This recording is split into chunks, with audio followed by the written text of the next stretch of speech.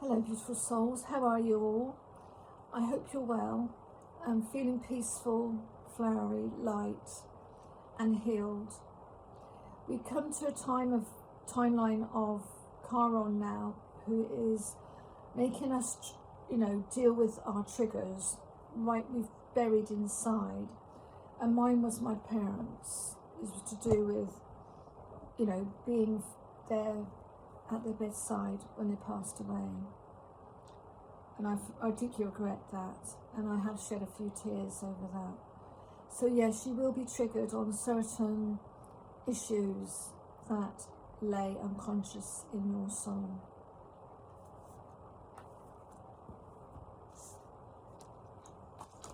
Right, so I've also, believe it or not, I made a video earlier on. I went to turn up the volume and it turned off. So I've already shuffled the cards and I've already had the cards already come out. They've already come out. So I'm going to just read what I have here. All right. So I'll start again with You Got the Love. So it's take 2. Woo. Okay. So You Got the Love.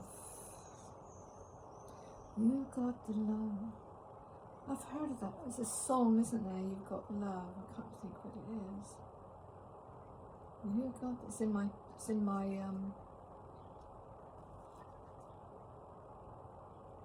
playing in my mind. You got the love. Hadarian energy, her codependency and boundaries. The Hadarians are believed to be beacons of pure, divine, unconditional love, who see love in all people and situations. As a result, they can find it hard to have boundaried, independent, healthy relationships because they only see the unconditional nature of those they meet. The lovers of the cosmos, they dive in fast. They're here to learn how to love while in a separate body, to learn to love self first and then establish healthy relationships with others. To remember that the love they seek is already within them, that they truly do have the love all on their own.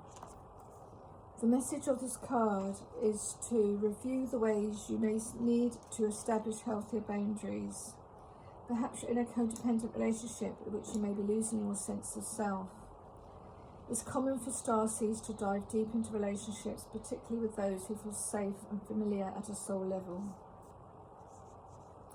Perhaps you're in a relationship in which you give more than you receive, or perhaps there's a certain volatility to it, and you're always unsure where you stand. This card is assigned to do a relationship review and see what energetic agreements you've made, consciously or unconsciously. To acknowledge if there are relationships in which you feel anxious or powerless, and which you don't feel like it's safe to relax and just be you.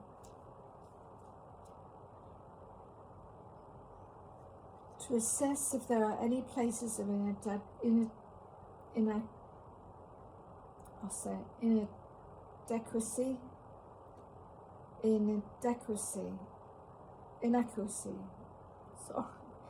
that you've used a relationship to soothe and cover up.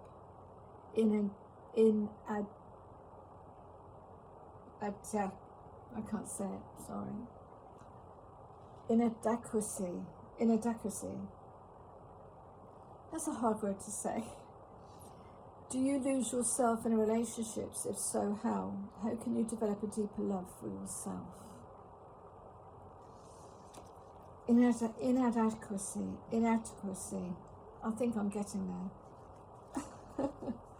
The next one we have is I'm sorry. This is what I actually did say to Mum and Dad. Bless them.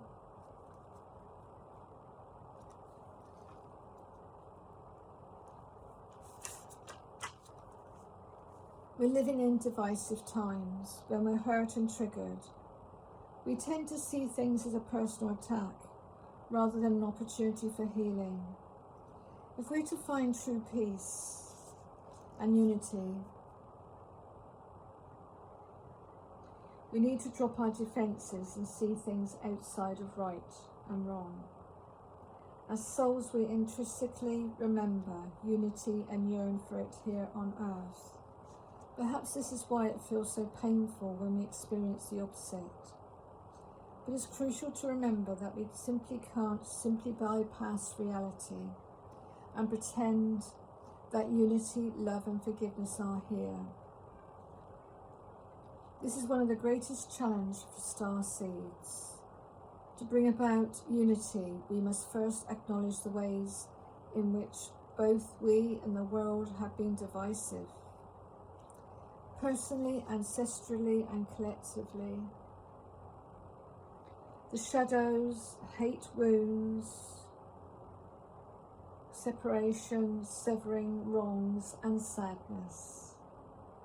You may be called to explore how you, your ancestors or your society have, consciously or unconsciously, inflicted pain on others. To find a way to drop the armour around your heart and see things as they truly are for all people. To say I'm sorry with an open heart and mean it. To be part of the healing rather than the perpetuation of inherited conflict or oppression. This isn't about blame, it's about unwinding the patterning that got us here. You may be called to devote your time to causes you believe in, or do healing work on your ancestral line. How are you being called to drop your defences and unwind past wrongs? Or what you do, seek the ones that you have hurt, and obviously you let them go if you cannot be with them, or you let go of the situation and you say you're sorry. You go down to your roots, whether it's your parents, your ancestors, and you just say sorry. You can use the Ho'oponopono, which is I'm sorry, forgive me, thank you God, I love you. You can say that. Oh, that's a deep one. Okay, so next one we have Breath of the Cosmos. Breath of the Cosmos. Beautiful card. My will to thy will, micromanaging the universe.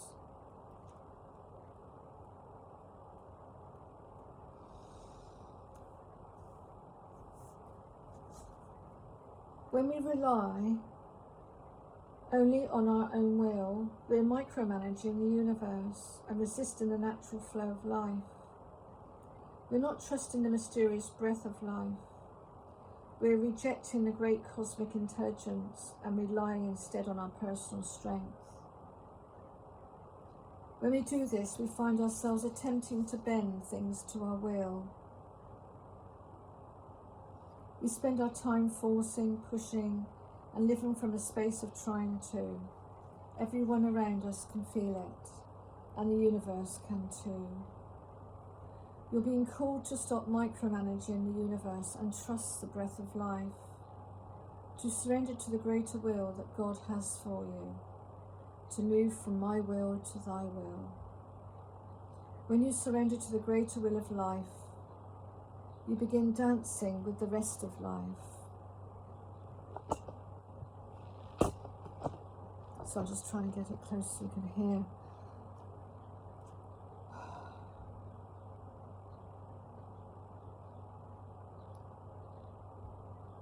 To surrender to the greater will that God has for you, to move from my will to thy will. When you surrender to the greater will of life, you begin dancing with the rest of life. When you bow to the great mystery and say, please use me, please show me the way, little by little you find yourself living your most fulfilling, authentic life.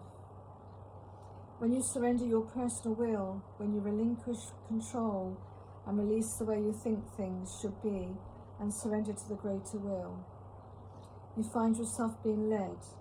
You begin breathing the breath of life.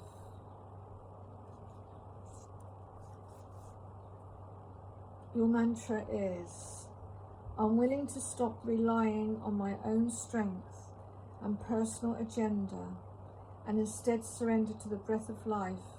Dear God, help me move from my will to thy will. Please lead me, please show me the way.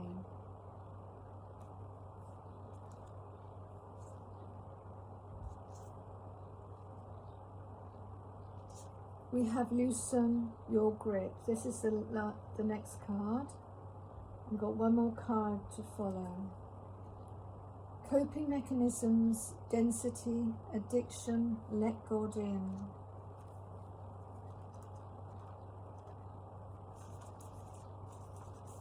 This is all about egotism. We need to let go of this egotism. It's all right to have some of it, but I think, some people have a lot of ego.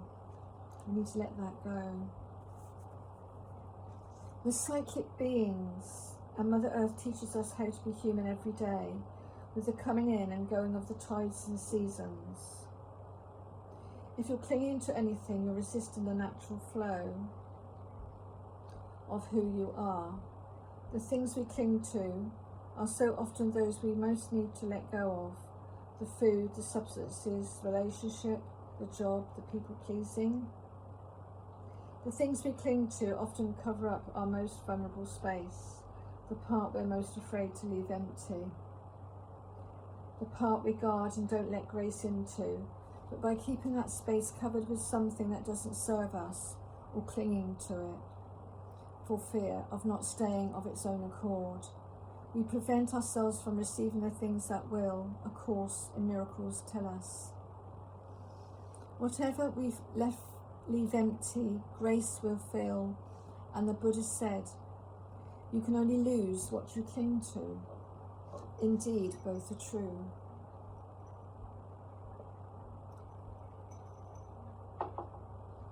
If this card appears, you're being called to find the courage to loosen your grip and give up control, to release your coping mechanisms and leave space for grace and God to enter, to surrender all that feels dense to the divine. Loosening your grip doesn't mean that what you're clinging to will go away. It may, or it might stay, but you can be sure what is for you will find you, and you'll breathe easier knowing that you've shifted from relying on your own strength to surrender to the grace of life. This is so true. This is so true because, we all know where we're supposed to go. What are you clinging to for fear of nothing coming to take its place? All paths lead home. We need to have a home where we feel settled in. We need to find a home that we feel is safe. And we need to find a home that we feel secure and aligned with the soul. And this is what God is calling us to do. It's normal to look to the external world for answers and guidance. What revolutionary is turning your gaze inward. You're being called to source your guidance from within, to study the terrain of your inner landscape, to develop a reliable relationship with your soul. The more time you spend connecting with your soul, the deeper the connection will become. The challenge for empaths is staying connected without cutting off from the world. The best way to do this is develop a daily practice that helps you to keep checking in, to draw on the wisdom within, and let that be the authority in your life. If this card appears, you may be called to develop or switch up your spiritual practice, to get in the habit of turning your gaze within, getting centered for the day, before consuming anything from the outside world.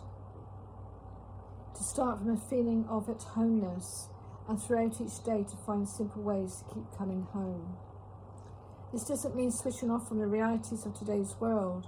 We need as many conscious people as possible living with their eyes open, wide open. Rather, it's a call to start your day from a place of connectedness, grace and devotion. So when you go out into the world and when you let the world in, you do it from an unshakable state of being. A state where you draw your strength, authority and guidance from a place deep, deep within. How are you being called to turn your gaze within? We all are finding our home, and we're almost there. Yeah, it's beautiful. How are you being called to turn your gaze within? You keep following your path. This is what happens. Much love to you all. I love you. Blessings.